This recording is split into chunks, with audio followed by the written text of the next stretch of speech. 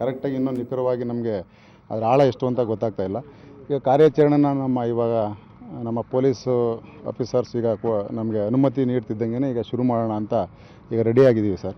ಶುರು ಮಾಡ್ತೀವಿ.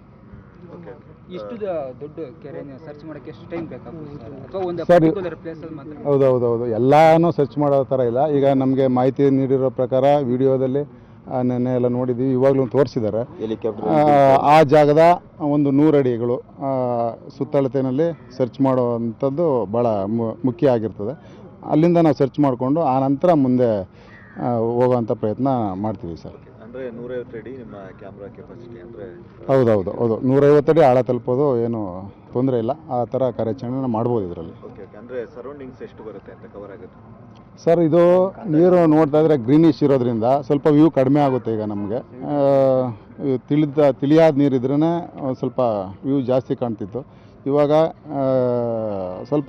ಸ್ವಲ್ಪ ನಿಧಾನವಾಗಿ ಸರ್ಚ್ ಮಾಡಬೇಕಾದ ಅನಿವಾರ್ಯ ಆಗಿದೆ ಸರ್. Okay sir.